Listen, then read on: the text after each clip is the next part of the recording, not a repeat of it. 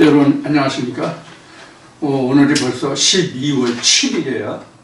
1월이 벌써 한 20여일만 남겨놓고 있는데 여러분들 한 해 마무리 잘 하시고 내년에는 더욱더 하나님 안에서 믿음이 자라고 믿음이 풍성해질 수 있는 우리 주 예수 그리스도의 반석에 세워지는 온전한 하나님의 성전으로 세워질 수 있도록 이 한 해를 마무리 잘 하시고 이 한 해 여러분들이 어떻게 말씀을 보고 듣고 깨달아서 하나님의 일을 여러분들이 마음의 성전에 심으셨는지를 돌아보시는 남은 시간이 되기를 원하고, 오늘도 지난주에 이어서 벌써 오늘이 3주째인가요? 4주째인가요?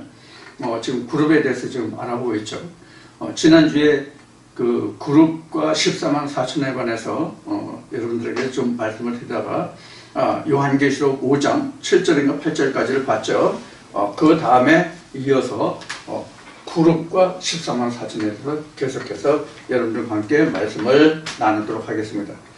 오늘도 여러분들에게 하나님의 은혜와 평강과 평안이 하나님의 지식이 풍성해지는 그런 시간이 되기를 축원드립니다.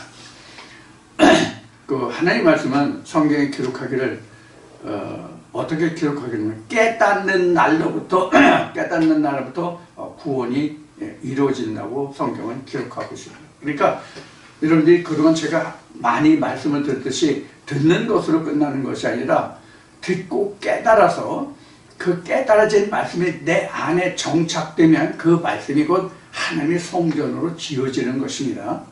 그런 역사가 오늘도 풍성하기를 축원합니다.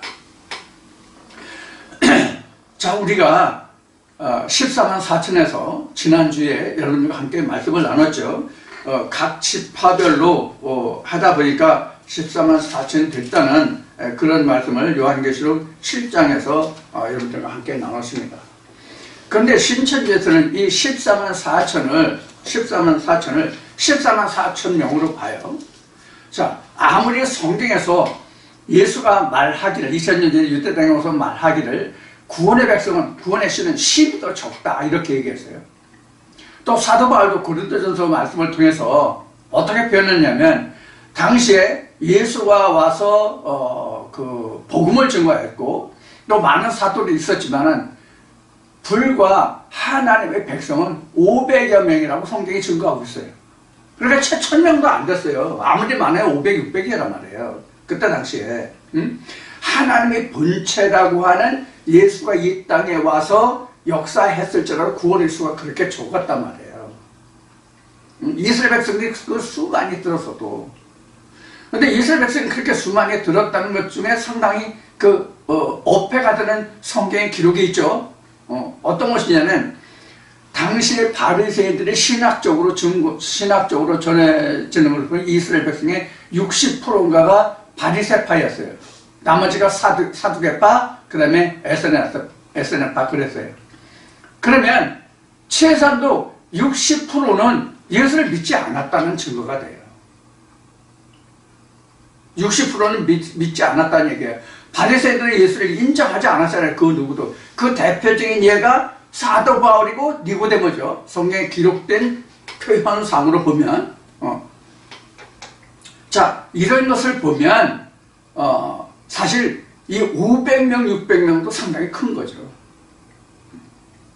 그래서 혹여 사람들이 저에게 이런 말을, 당신이 만약에 하나님의 그 시를 받아서 하나님의 말씀을 증거하는 것이라면 당신을 따르고 당신을 함께하는 자들이 과연 몇 명이 되느냐, 이런 얘기를 해요. 이런 것을 저한테 물어요. 당신이 진리라면, 당신이 전하는 말씀이 진리라면, 그러면 당신을 따르는 무리가 몇이나 되느냐, 얼마나 되느냐, 이렇게 질문한단 말이에요.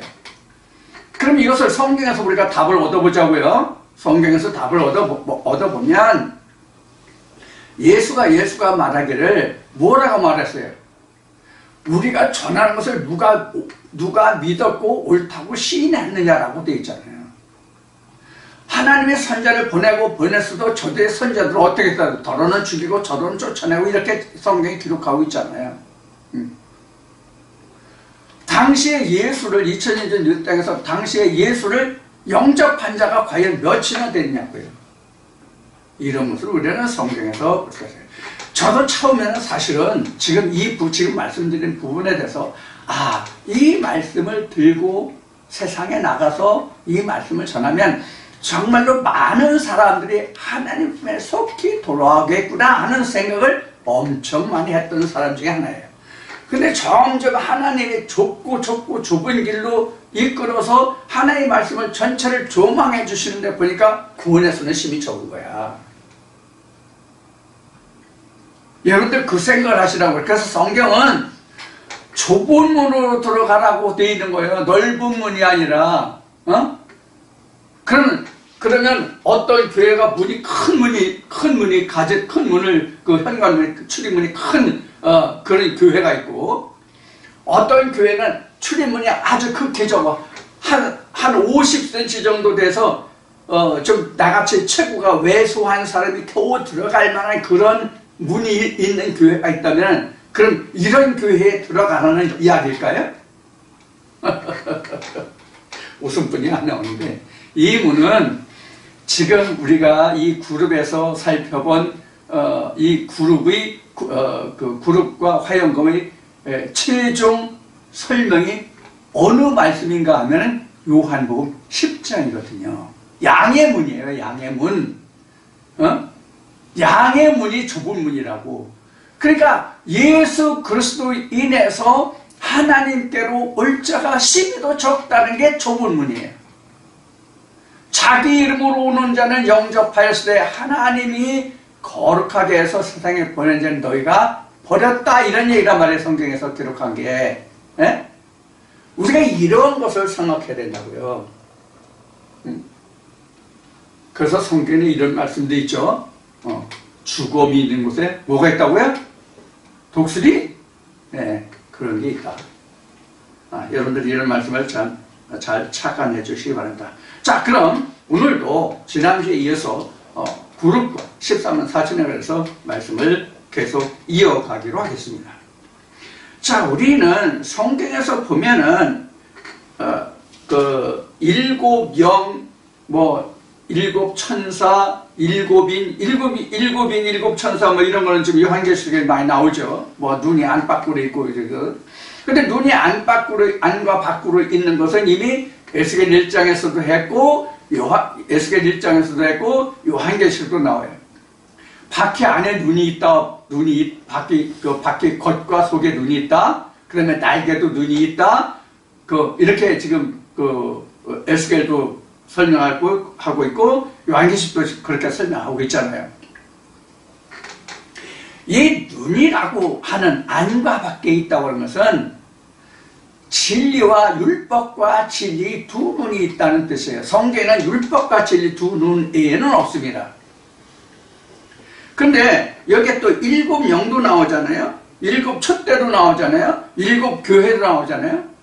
계시록 2장 3장에는 아시아 일곱 교회에 예수 그리스도가 편지하는 그런 내용으로 되어 있죠. 그럼 일곱 교회가 신천지에서는 진짜 일곱 교회로 생각하고 있어요.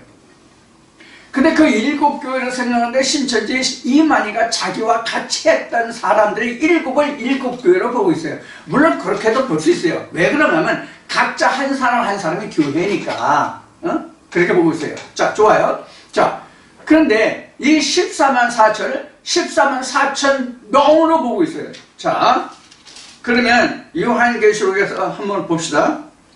14만 4천을 어떻게 하고 있는지 봅시다.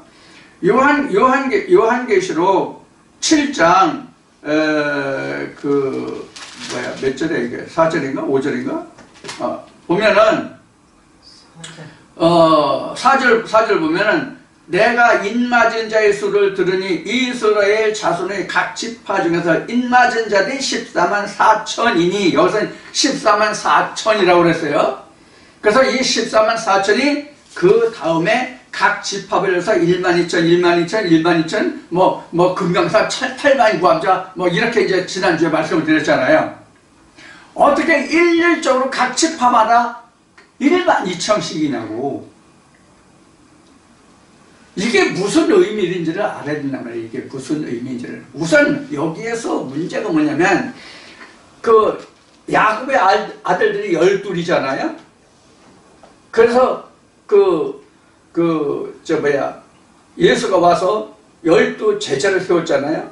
근데 그 12은 각 성전을 중심해가지고 동서남북에 세 지파씩 분배한 게 이게 12이잖아요. 네, 12이잖아요.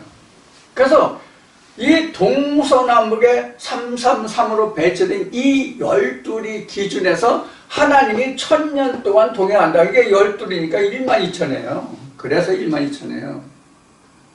그럼 이 3이라는 게 뭐냐? 3이라는 게, 이 3이라는 게 그 우리 신학에서 좋아하는 삼위일체예요.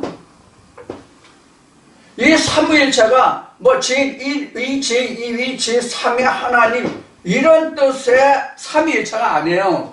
성경에서 말하는 삼위일체는 요한 1서에 나와 있다는 피와 물과 성령이라고 이 셋이 합하여 하나다. 이게 삼위의 세식 집합한 거예요. 이게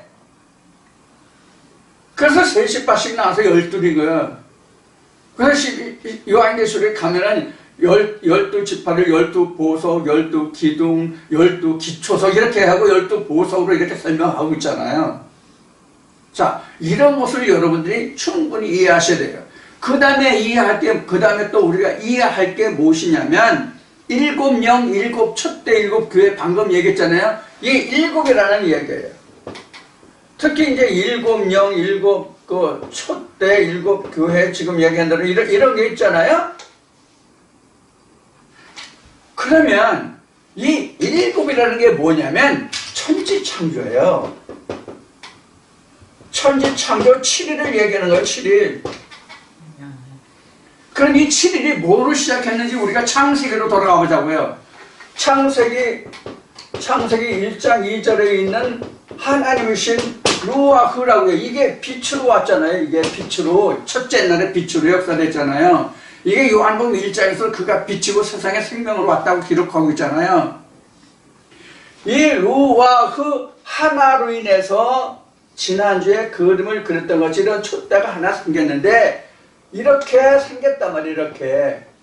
그럼 이것을 중심으로 좌우측에 셋이 있잖아요. 똑같이 율법과 진리의 삼위일체란 말이에요.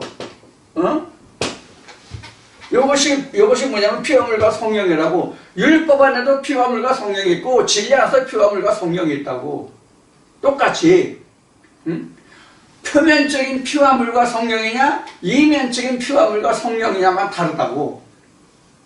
그러면 이 율법과 진리가 함께 합쳐져야만 이 가운데 있는 중심에 드는 이 촛불 하나가 생긴다고. 하나님이라는 촛불 하나가 생긴다고. 뭐냐면 이게 지금 천지창조를 의미하는 거잖아요. 지금 등이 7개잖아요. 이걸 7교회라고 하는 거예요. 그러니까 내 안에 7교회가 있는데 그 중심은 하나님이라는 거예요. 요 가운데 중심인 이 말씀이 케루브가 되고 이 전체는 케루빔이에요. 케루빔세요. 이렇게 하나 안에 다 들어있는 거라고. 각자에게 있어서는 자기를 이끌어가 7교회, 이 촛대가 되는 이러한 그 역할이 이때 당시에는 어린 양이다, 예수다, 또는 이때는 이게 이제 상징으로 켜져 있었지만은 실제로는 이제 이스라엘에서는 12지파 중에서 이 등대 이 촛대 역할을 하는 것이 누구냐면 레위지파 중에 아론의 그 아들들이 이 자리를 차지하고 있었단 말이에요. 촛대. 즉 말씀을 맡은 자들이었단 말이에요. 성경에 기록된 대로 말씀이 성령이고 불이잖아요. 그러면 성령이 말씀이고 그 촛대고 그러면 율법은 그게 안 되네. 율법은 그럼 뭐의 그림자예요? 참 하늘의 그림자라고 되어 있잖아. 성소에 있는 이 등대나 뭐 이런 것들이 다 뭐예요? 참 성전의 그림자라고 히브리서에 기록하고 있다고. 이것을 우리는 이스라엘 백성은 실제 참 하나님의 그림자의 것으로 섬겼지만 예수 그리스도 이후에는 참 것의 그림자가 아니라 실상으로 섬긴다는 얘기거든. 이게 일곱 영과 일곱 교회, 일곱 촛대, 24장로 이렇게 나온 거라고. 이게 14만 4천도 되고 24장로도 되고. 그럼 어린 양이 뭐예요? 여기 보면은 그 어린 양이 나왔잖아요. 다윗의 뿌리가 나왔잖아요. 그럼 다윗의 뿌리가 누구예요? 다윗의 뿌리가 누구냐고. 예수를 상징하는 거거든. 이게 이제 모든 말씀에서 나와. 여기도 나오고 지금 히브리서도 얘기했는데 히브리서도 나오고 요한계시록도 나오고 많은 말씀 중에서 다윗의 뿌리가 이겼다는 것은 곧 예수가 이겼다는 거예요. 이게 근본적으로 나와 있는 게 어디서 나왔냐면 마태복음 1장에 예수 그리스도의 계보 세계라고 해가지고 아브라함부터 예수까지 나온 그 계보에 나와 있다고. 그러면 오늘날도 그러면은 이런 어린 양의 보좌에 앉고 예수가 오고 그러면 우리가 다윗의 뿌리가 되어서 다윗의 뿌리가 돼서 그 안에 우리가 가야 돼요? 그래서 사도 바울은 혈통이 아니라 성령으로 난 자는 다 아브라함의 씨다 이렇게 증거한 거야.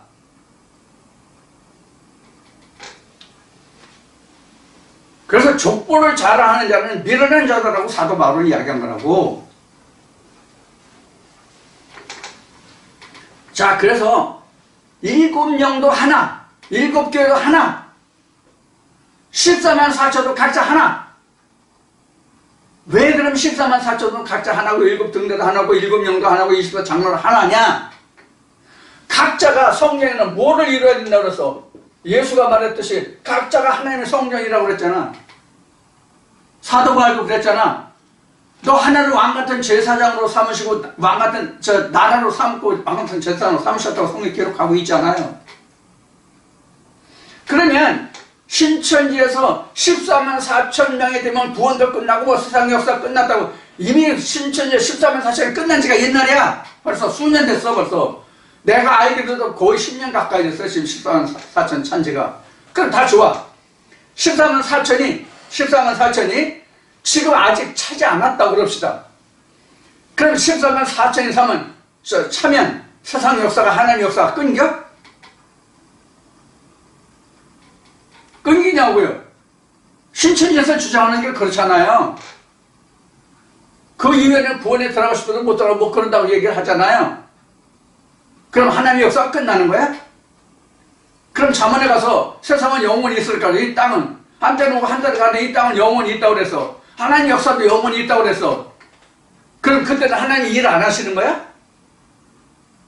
그럼 그 다음 세대에 나온 사람들 다 지옥 가도 하나님이 무관없이 관계없이 그냥 침묵하고 계신 거야?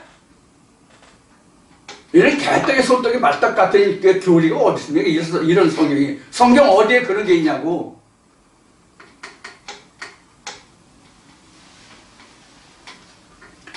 그래서 지금 그 기존 그 교계에서는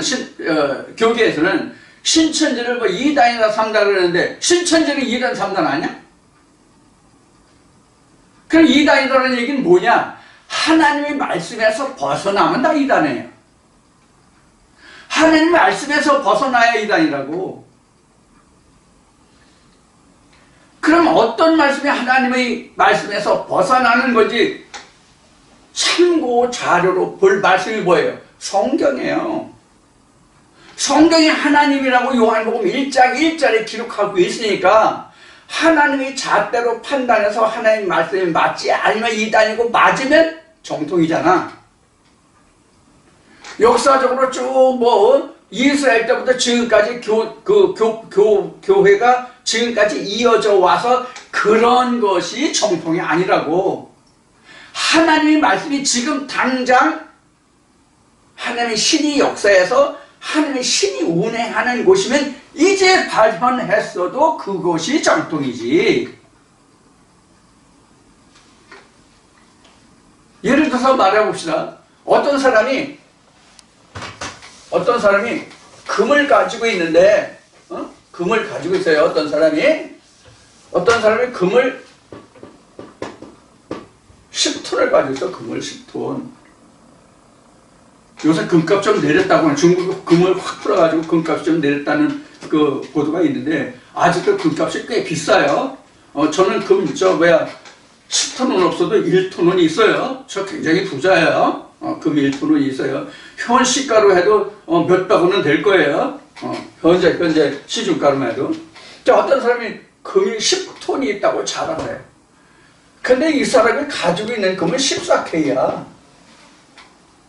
순도가. 그럼 어떤 사람은 금을 5톤 가지고 있어. 5톤. 5톤 가지고 있어. 이 사람은 24K야. 순도가.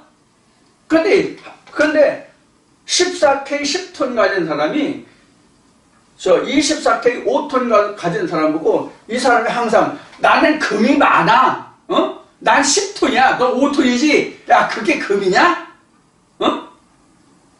쉬운 이런 뜻이에요. 네가 하나님이야, 내가 하나님이지, 이런 뜻이에요. 근데 순도로 그러니까 14K뿐이 안 돼. 여기는 연금, 여기는 정금이고 24K는 정금이잖아요. 그래서 정금 가진 사람, 정금 5톤을 가진 사람이 10톤이면, 야, 너는 가짜야. 2000년 전에 이런 식이었다고, 2000년 전에 유대 땅에. 요게 바리새인들이야. 요게 바리새인들이야. 이게 예수와 그 따르는 무리들이고. 그래서 내가 참 하나님이 참 하나님이 나를 세상에 보냈다고 하니까 이들이 웃기고 자빠졌네. 이런 식이었죠. 야, 네가 하나님은 나는 하나님의 할아버지다. 이런 식이었잖아, 2000년 전에. 지금 이런 식이라고. 그럼 여기 14K라고 했잖아요. 14K가 상당히 가치가 있어요. 14K 위에 18K죠. 14K 밑으로도 있는지 모르겠는데, 어쨌든 내가 알고 있는 건 금의 정도가 14, 18, 24 이렇게 알고 있어요. 내가 알고 있는 세 종류만 알고 있어요. 14 밑에 있는지 없는지 저는 아는 게 없어요. 그래서 아는 거로만 얘기하면 14K, 18K, 24K 이렇게 있는 것으로 알고 있는데, 24K 가진 사람만 정금이란 말이에요. 이게 예수란 말이에요. 창세기 정금 나오는 데 어디 있죠? 에덴 동산에 뭐 어디에 정금 나오는 데가 있대. 한 군데만 나오는데. 근데 나머지들이 이러한 순도를 가지고 자기도 정금이래. 이 사람들이야말로 진짜 자기만이 정금이라고 그러죠? 이 사람들이 더 정금이라고 얘기하잖아요. 세상도 이 사람들을 정금으로 여기고 쫓아가잖아요. 2000년의 유대 땅을 보자고 지금은 뭐 그렇다 치고 2000년으로 들어와서 우리가 교훈을 얻어보자고. 진짜라고 하는 사람들은 14K, 18K뿐이 안 되는데 자기네들이 정금이고 얘를 뭐래? 얘를 가짜. 예수를 그때 가짜로 취급했잖아요. 그래서 십자가에 못 박았잖아요. 무슨 죄로? 신정모독으로. 신성모독으로. 하나님을 빙자했다 이거. 이거보다 더 큰 죄가 없었죠. 그래서 신성모독으로 기독교 법에는 죽일 수 있는 법이 없으니까 예수가 말한 대로 이방인의 손에 넘겨서, 그래서 빌라도에게 넘겼잖아. 이스라엘 백성들이 빌라도에게 넘겨서 예수를 십자가에 못 박게 했잖아요. 그럼 오늘 사도신경을 어떻게 해? 빌라도에게 고난을 받아 십자가에 못 박혀 죽었다고?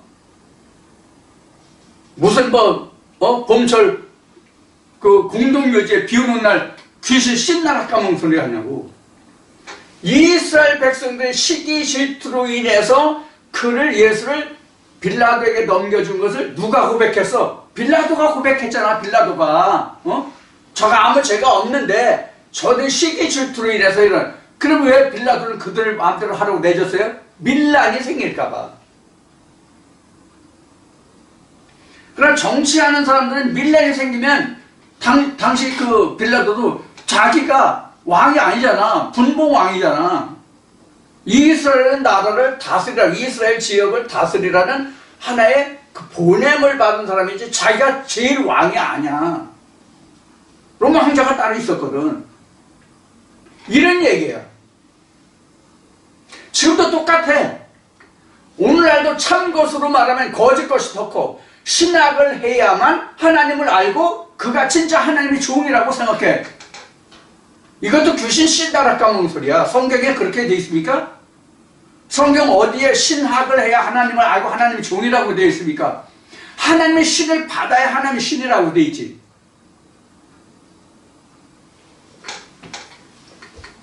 그러니까 오늘날 교계가 혼탁한 거예요. 그럼 오늘날만 그러냐? 아니에요. 예수 때에도 바리새 신학이 있고, SNF파 신학이 있고, 이런 신학들이 있었단 말이에요. 구약 때에는 이세벨이 키운 거짓말 가짜 선지자 있었잖아요. 바알 선지자. 이게 이제 갈멜산에서 이제 엘리야와 겨루는 그런 장면이 나오죠. 이런 것들을 주의 백성이 청렴하지 않는다고. 그럼 왜 주의 백성은 이것을 청렴하지 않느냐? 신학이 그렇게 가르치기 때문에 청렴하지 않아요. 그래서 모든 세상 사람들이 신학을 하면 하나님의 종인 줄 알아요. 사람이 가르쳐서 보낸 자지 하나님이 가르쳐서 보냈냐고, 목사를. 목사님들 잘 들으세요. 신학교 교수가 하나님입니까? 성경에는 하나님의 종들이 어떻게 발현했는지 구약에 보면 엘리야라는 자가 나오고 엘리야가 하늘로 들려올 때 엘리사가 어떻게 하나님의 성정을 받게 됐는지 나오죠?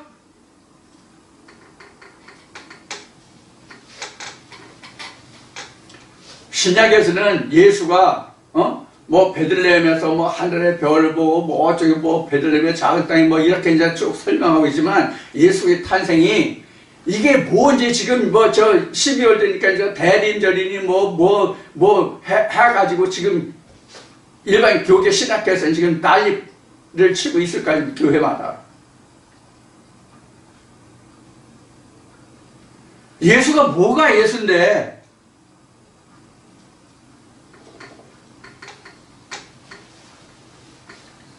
신학 박사님들 제발 난처하지 말고 모른다고 합시다. 신학을 알지 성경을 아냐고. 이 말에 대해서 이의가 있으신 신학 박사님들 저한테 오세요. 얼마든지 제가 변론을 해드리겠습니다. 자, 그래서 지금 교계가 지금 옛날이나 2000년 전이나 그 이전이나 다 똑같아. 다 똑같다고. 구약에서는 모세에 대해서 한거한 기록이 거의 없어요. 성경에요. 모세에 대해서 한거한 게 민수기에서 이스라엘 백성들이 모세를 힘들고 어려우니까 모세를 비난하는 것 외에는 그렇게 큰 비난이 없거든. 모세에 대해서. 근데 신약에 오면 이 바리새인들에 대해서 얼마나 예수가 곤욕을 당하는지 잘 그렇게 우리는 알고 있죠? 지금 오늘날은 예수가 곤욕을 안 받나요? 예수를 곤욕스럽게 하는 모든 상황들이, 현상들이, 교계의 가르침들이 다 지금은 바리새인과 같은 거라고.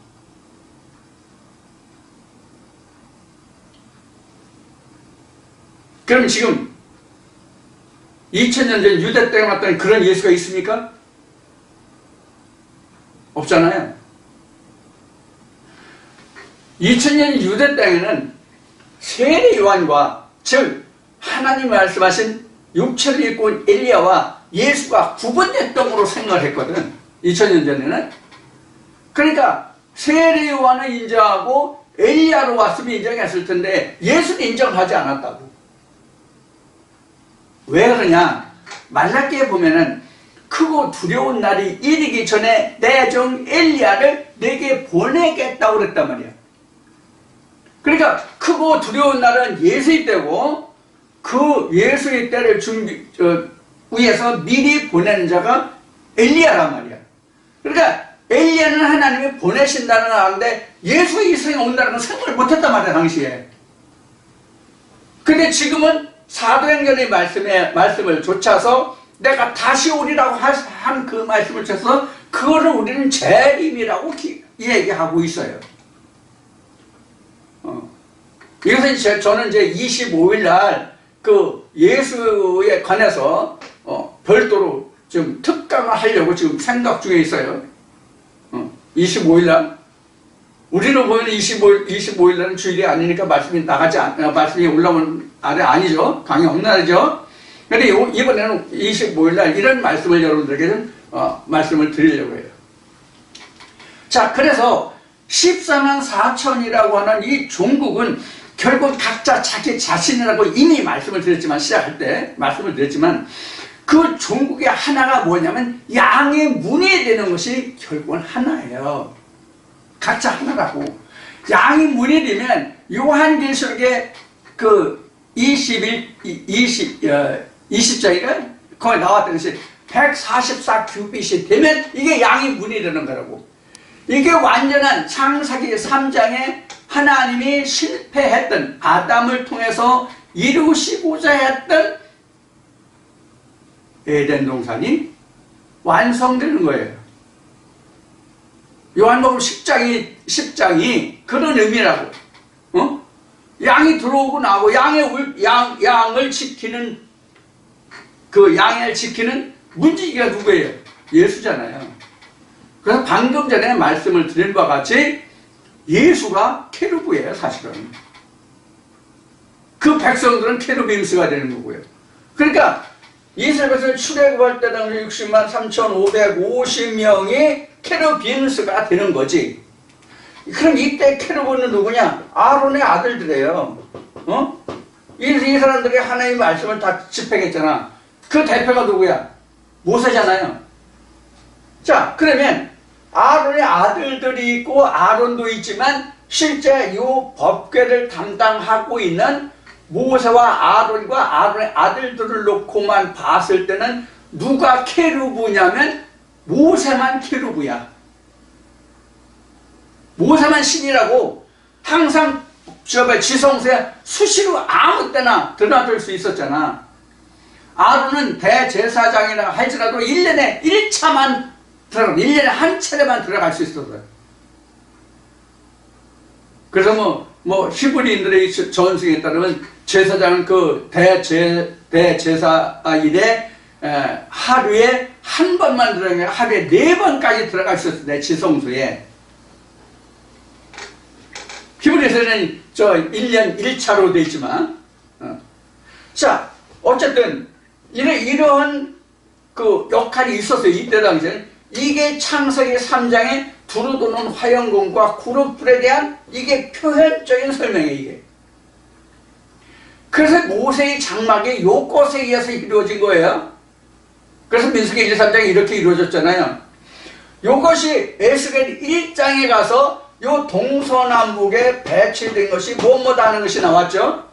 요것이 다시 계시록 4장에서부터 시작해서 아시아 6교를 통해서 이렇게 계시록 4장에서 일곱 명과 일곱 촛대에서 나오고 인에 대해서 나오고 7장에서 14만 4천이 나왔죠.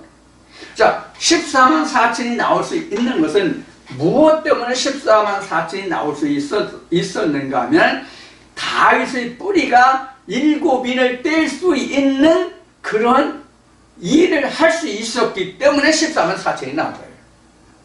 인을 뗄 수 없었으면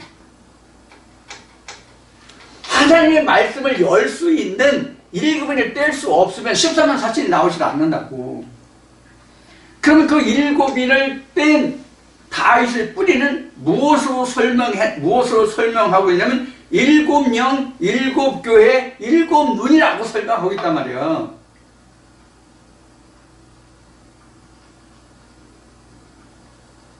그럼 여기에서 7영, 7눈이 다윗을 뿌리면 그 예수를 상징하는 것이라고 앞에 제가 말씀드린 우리 모두 그렇게 알고 있어. 이거는 표면적으로. 그럼 예수의 눈이 7개였어? 예수의 영이 일곱이었어요? 예수가 하나님의 영 말고 다른 영을 가졌어요? 그래서 이 일곱이라는 것은 천지창조의 완성을 뜻하는 말이 일곱이에요. 온전한 거. 이건 일반 신학에서도 말하는 거야. 이건 이 칠은 하나님의 수다, 완성수다라고 얘기하잖아. 그럼 어떻게 완성수냐? 창세기 1장에 6째 날에 있고 창세기 2장에 반대, 창세기 3장에 반대, 그렇게 해서 창세기 2장, 3장을 붙여서 이게 하루가 돼.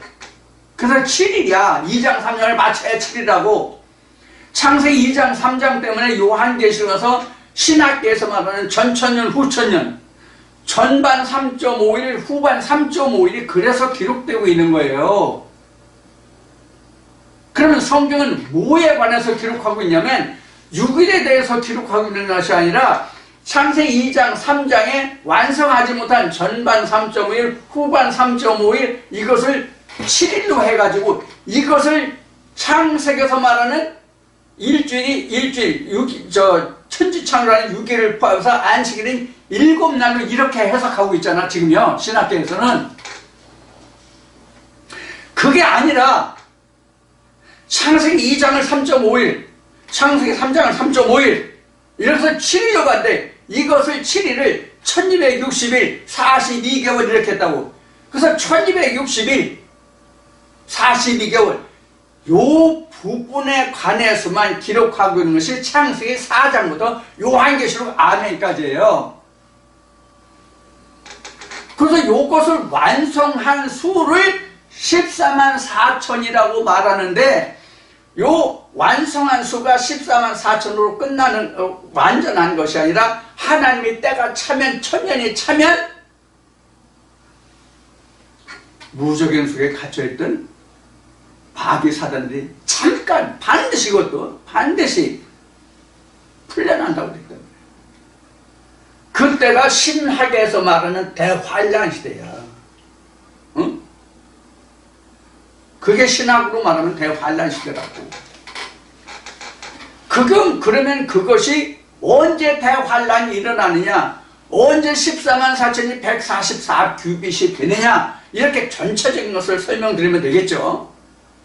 자, 그러면 이 대환란이 일어나는 그 시기가 언제냐면 참과 거짓이 7재앙이 나오죠.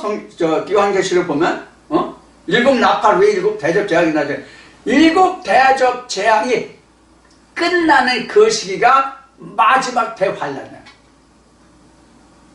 그것이 지나야 14만 4천이 144 규빗이 되는 거예요.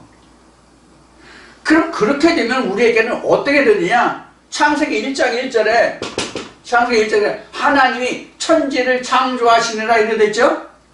그럼 어느 한 말씀이 창세기 1장 1절로 딱 이렇게 만들어지고 세워지는 그때가 대환란 시대야. 그것이 끝나면 144 규빗이 돼요. 이해가 되셨습니까? 지금 설명드린 거 좀 어려울 수 있어요. 다시 말씀드릴게요. 지금 오늘 제가 여러분들한테 지금 구구하게 많은 지금 말씀들을 드리고 있잖아요. 그럼 이 말씀이 여러분들 마음속에 싸우고 거예요. 이것이 처음에는 이게 무슨 소리인가 이렇게 들릴 수 있어요. 그런 게 마치 물소리 같기도 하고 뭐 사람이 떠드는 소리 같고 무슨 잡소리와 같이 들려. 그러다 이것이 나중에 뭐 어떤 음악같이 들려, 나팔 소리와 같이 들려. 그렇게 해서 하나님의 음성을 들어. 이것을 성경 계시록은 뭐라고 그랬어요? 14만 4천 외에는 이 노래를 배울 자가 없다라고 돼 있죠. 요 단계가 되면 그 말씀을 완전히 자기가 깨달은 거야. 그럼 이때가 대환란이야. 그러면 무슨 사람이 떠드는 소리, 무슨 잡소리, 이런 소리가 나팔 소리가 사람 소리 같고 하나의 음성으로 들려서 하나의 완전한 나팔 소리로 들렸으면 이미 그 말씀은 완전한 말씀이 돼. 그럼 그 완전한 말씀이 창세기 1장 1절 같이 천지를 창조한 말씀이 돼. 천지를 창조했다는 뜻은 뭐냐? 하나님과 내가 하나가 됐다가 천지 창조요. 그럼 하나님과 내가 하나가 될 수 있어요? 하나님과 내가 하나가 될 수 있냐고. 하나님과 내가 하나가 될 수 있다는 얘기는 무슨 말씀 같다면 요한복음 1장 14절에 말씀이 육신을 입었다가 하나가 되는 거예요. 이것을 다른 로마서 말씀은 질그릇에 보화를 담았으니 이 그릇은 우리다. 각자의 마음에 하나님 복음의 말씀을 담았으면 내 안은 질그릇이면 거기에 보화를 담았으니까 이 그릇이 같은 그 성령을 받은 바울이 증거같이 부잣집에는 뭐 그릇의 종류가 많은데 뭐 무슨 그릇도 있고 무슨 그릇도 있고 이렇게 나오죠. 그럼 나는 그때 금그릇이 되는 거야. 내가 금이라서 금그릇이 아니라 금을 담은 정금을 담은 그릇이다 이 뜻이 금그릇이야.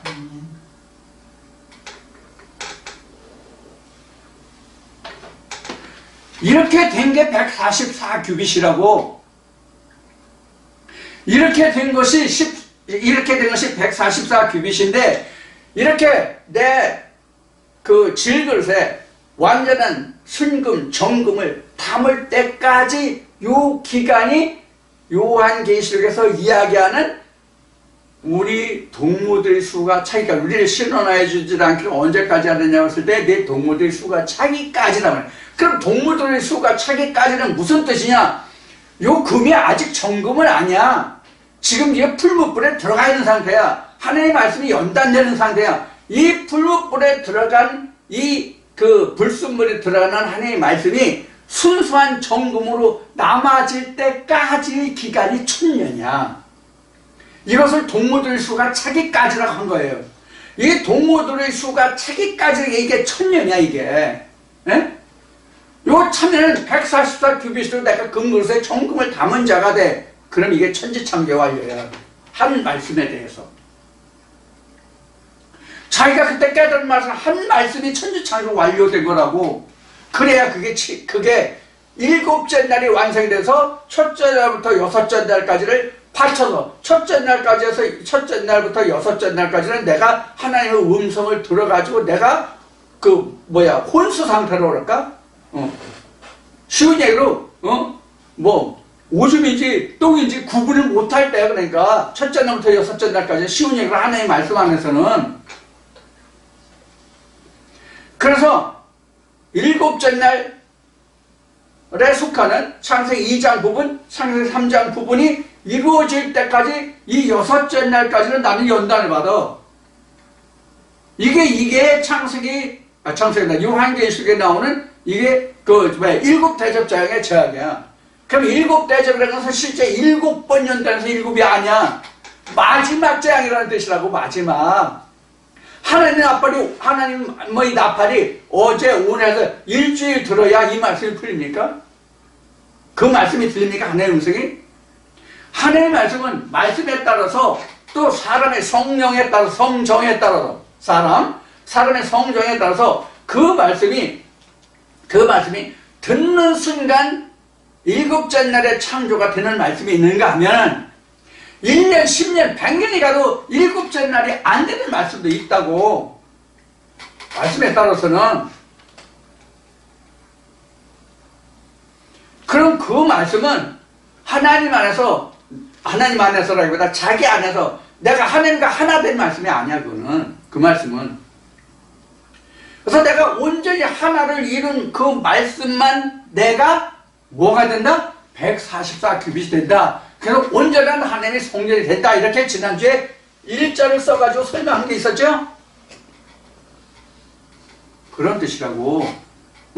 14만 4천과 144가 그런 의미라고. 그러니까 우리 안에서 14만 4천이 된 말씀과 144규빗인 말씀이 있다. 이렇게 생각하시면 돼요. 쉬운 얘기로. 그래서 나는 14만 4천을 144규빗이 되도록 지금 나는 열심히 둘 파고 고름 줘야 돼. 하나님의 말씀을 내가 경작해야 된다고. 이게 요한계시록에서 말하는 그런 뜻이에요. 이게 14만 4천. 신천지에서 말하는 14만 4천 명도 아니고, 14만 4천 무리도 아니고, 14만 4천 그룹도 아니에요. 각자가 다 14만 4천에서 144규빗이 되어야 된다고. 그럼 신천지에서 표현하는 것을 보면 이 144 규빗이 무엇이냐면 이긴 자예요. 이긴 자. 144 규빗만 이긴 자라고. 근데 신천지에서 이만이만 이긴 자라고 그러잖아. 이게 무슨 개떡 풀 뜯어먹고 똥개 풀 뜯어먹는 소리 하냐고. 하나님에 봐서 어떤 벌을 받으려고 이따위 소리를 하냐고. 모든 목회자들은 다 이래요. 저를 포함해서 모든 목회자들은 자기가 주장하는 그 말씀이 다 하나님 말씀이라고 얘기하잖아요. 다 하나님이 말씀하시는 말씀을 그대로 자기는 대언한다, 증거한다라고 얘기해. 다 좋아. 맞아. 그건 틀림없어. 어떻게 그 사람을 부르느냐 하는 것은 이제 내 바람과 내 짐승에서, 내 생물과 내 바람에서 이제 말씀을 드릴 텐데, 그 자기가 주장한 말씀에 대해서 하나님한테 무한 책임을 져야 된다는 사실을 잊지 말라고. 저는 제가 전하고 증거한 말씀에 대해서 하나님한테 무한 보증이 돼야 되는 거고요. 여타 목사님들이 증거하시는 그 말씀도 하나님 앞에 무한 보증이 돼야 돼, 자기가. 그게 무슨 얘기인가 하면, 제가 증거하는 말씀으로 예를 들어서 100명이 1000명이 10,000명이 어느 수든지 간에 그 말씀을 들었어. 근데 그 증거된 말씀이 제가 하나님의 말씀이 아닌 말씀을 하나님의 말씀이라고 증거했어. 즉 거짓 증언을 했어. 그럼 그 영혼들의 핏값까지 누가 받느냐? 물론 본인들도 그 핏값을 받지만 성경에 기록되는 돕는 자도 도움을 받는 자도 둘 다 망하리라고 돼 있잖아. 그러니까 돕는 자도 도움을 받는 자도라고 돼 있으니까 둘 다 망한단 말이야. 증거하는 자나 받은 자나 둘 다 망해. 그럼 누가 더 폭삭 망하느냐? 증거한 자가 더 폭삭 망한다고. 목회자들은 이것을 유념하시라고. 그래서 제가 이미 오래전에 동영상에 이런 얘기를 했어요. 목회하는 자는 자기 목숨을 하나님 앞에 내놓은 자가 되어야 된다고 얘기했어요.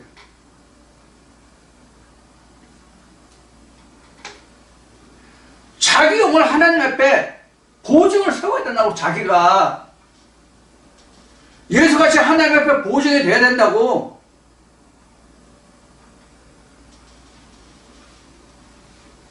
그래서 누가복음 16장에 부자가 어떻게 됐어요?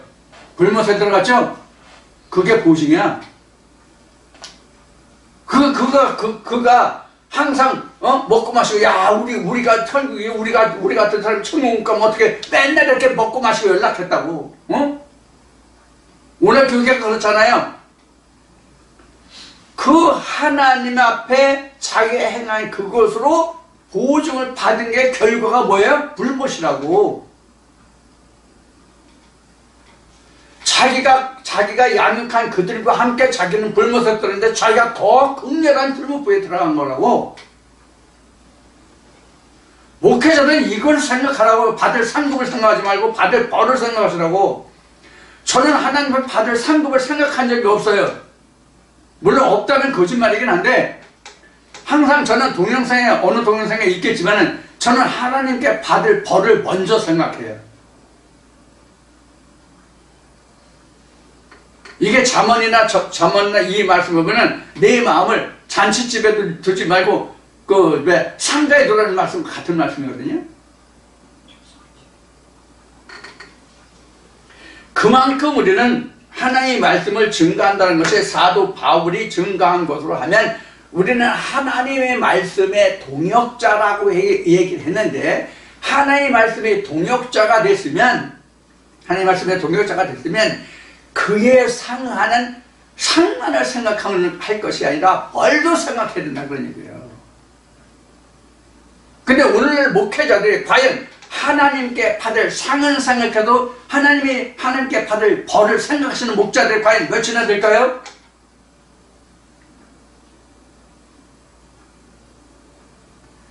자기가 속으로 나는 하나님한테 상을 받을 자라고 자부할지라도 표면적으로라도 거짓으로라도 나 이거 잘못하면 하나님께 벌받아, 이거 하나님의 말씀이 두렵다고 하는 목회자가 과연 몇이나 되느냐 하는 얘기예요. 목회자들 양심에 손을 감면 생각해보세요. 이실직고 해보시라고. 하나님 앞에 아니라 자기 양심에 호소해보라고. 우리 믿는 사람들도 다 그랬잖아요. 그래서 우리 믿는 사람들 교회에 가서 목사가 우리는 다 구원받은, 자기가 구원받은 줄 알고 있잖아요. 이게 사기 아니고 거짓 아니면 이게 뭐냐고. 이게 예수가 그렇게 참 진리의 말씀만을 증거했을지라도 구원의 수가 얼마나 올세 앞에 사도 바울이 증거한 것 같이 500, 600이라고 500, 600. 근데 거짓을 해가지고 우리가 하나님의 구원에 들어간다고 얘기할 수 있는 자가 누구냐고. 그러니까 성경은 거짓 선자라고 얘기해요. 자기 마음대로 자기 말로 한다고, 자기 가르침으로 가르친다고 한 거예요. 여러분들 이 말씀을 들으시는 분들은 이것을 명심하시기 바라고, 오늘도 처음 이 말씀을 들으신 분들 정말 심각하게 생각하세요. 심각하게 생각하세요. 자, 여기까지 말씀드리고 나머지 그 부분들 지금 한참 더 해야 되는데 앞으로 할 것들이 많아요. 이 그룹에 관해서는 그 그룹에 할 것이 많은데 가능하면 빠른 속도로 해서 빨리 설명을 드리도록 하겠습니다. 자, 이 시간은 여기서 마치고요. 잠시 쉬었다가 다시 만나요.